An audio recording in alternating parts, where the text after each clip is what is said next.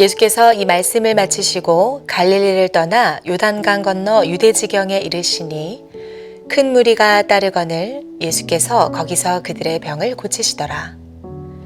바리새인들이 예수께 나와 그를 시험하여 이르되 사람이 어떤 이유가 있으면 그 아내를 버리는 것이 옳으니이까? 예수께서 대답하여 이르시되 사람을 지으신 이가 본래 그들을 남자와 여자로 지으시고 말씀하시기를 그러므로 사람이 그 부모를 떠나서 아내에게 합하여 그들이 한 몸이 될지니라 하신 것을 읽지 못하였느냐. 그런즉 이제 둘이 아니요 한 몸이니 그러므로 하나님이 짝지어 주신 것을 사람이 나누지 못할지니라 하시니 여짜오되 그러면 어찌하여 모세는 이혼 증서를 주어서 버리라 명하였나이까? 예수께서 이르시되 모세가 너희 마음의 완악함 때문에 아내 버림을 허락하렸거니와 본래는 그렇지 아니하니라. 내가 너희에게 말하노니 누구든지 음행한 이유 외에 아내를 버리고 다른 데 장가드는 자는 간음함이니라. 제자들이 이르되 만일 사람이 아내에게 이같이 할진대 장가들지 않는 것이 좋겠나이다. 예수께서 이르시되 사람마다 이 말을 받지 못하고 오직 타고난 자라야 할지니라. 어머니의 태로부터 된 고자도 있고 사람이 만든 고자도 있고 천국을 위하여 스스로 된 고자도 있도다. 이 말을 받을 만한 자는 받을지어다. 성경 기자는 오늘의 본문 1절 말씀에서 예수님의 이동 경로를 상세히 기록합니다. 예수님께서는 갈릴리를 떠나 요단강 건너편 유대 지경으로 이동하셨습니다. 갈릴리는 여러 가지 면에서 예수님께 의미 있는 곳이었습니다. 첫째로 예수님께서는 갈릴리에서 자라셨습니다. 둘째로 예수님께서는 공생애의 대부분을 갈릴리에서 보내셨고요. 이처럼 갈릴리는 예수님이 거쳐가신 수많은 사역지 중에 하나가 아니었습니다. 갈릴리는 예수님의 어린 시절 추억을 간직한 소중한 곳이었고 예수님께 매우 익숙한 사역의 요충지였던 것입니다. 그런데 여기서 한 가지 더 주목하기 원하는 내용이 있습니다. 오늘의 본문 1절 상반절 말씀을 보시면 예수께서 이 말씀을 마치시고 라고 성경 기자는 기록합니다.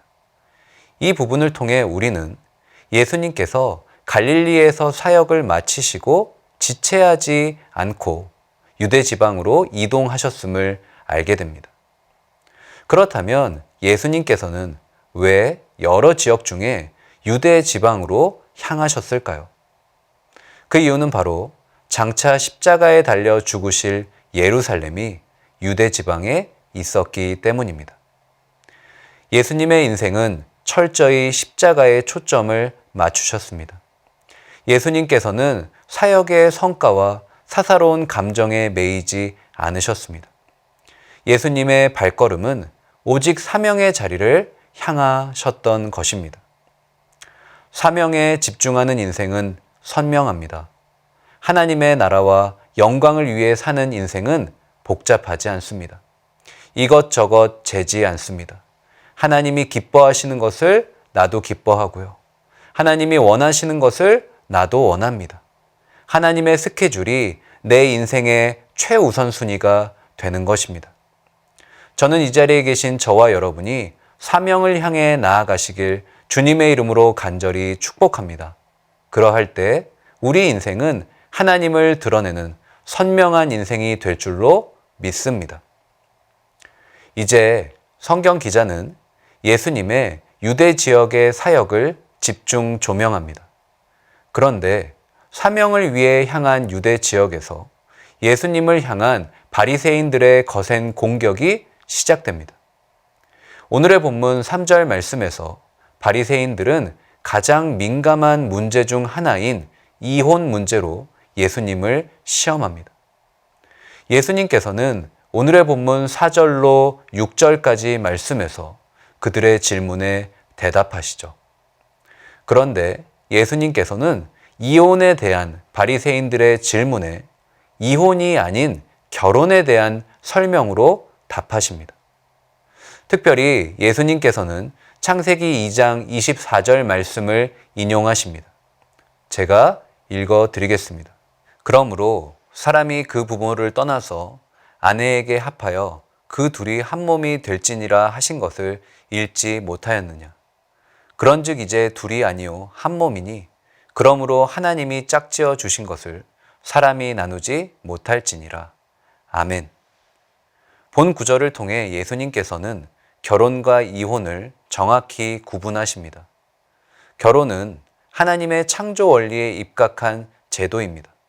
하지만 이혼은 타락한 인간의 본성으로 어쩔 수 없이 생긴 제도임을 강조하십니다. 비록 율법에 이혼을 허용하는 조항이 있을지라도 이는 이혼을 정당화시키는 것이 아닙니다. 이것은 완악한 인간이 더 큰 죄를 짓지 못하게 하기 위한 최소한의 안전장치입니다. 마지막으로 오늘의 본문 11절 말씀에서 예수님께서는 독신주의에 대해서 말씀하십니다.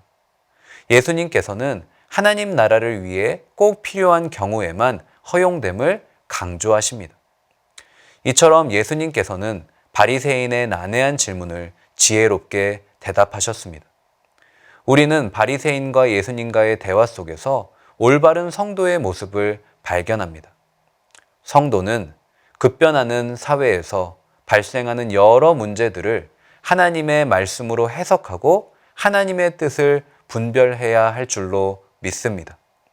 오늘 하루도 이러한 신앙을 통하여서 나의 삶의 문제가 해결되고 신앙과 삶이 일치되는 아름답고 복된 인생 되시길 주님의 이름으로 간절히 축복합니다. 다 함께 기도하시겠습니다. 하나님 감사합니다. 저희들을 사랑하여 주셔서 하나님께서 갖고 계신 놀라운 사명을 위하여 살아가게 하시니 감사합니다. 나의 스케줄이 아닌 하나님의 사명에 맞춰진 하나님의 삶이 나의 삶 속에 최고의 우선순위를 갖고 믿음으로 살아가는 아름답고 복된 인생이 되게 하여 주시옵소서. 또한 살아가면서 발생하는 여러 인생의 문제들을 하나님의 말씀으로 기준 삼아 그것을 분별하고 그 속에 담겨져 있는 하나님의 뜻을 발견하는 아름답고 복된 인생이 되게 하여 주시옵소서. 살아계신 예수님의 이름으로 간절히 기도합니다. 아멘.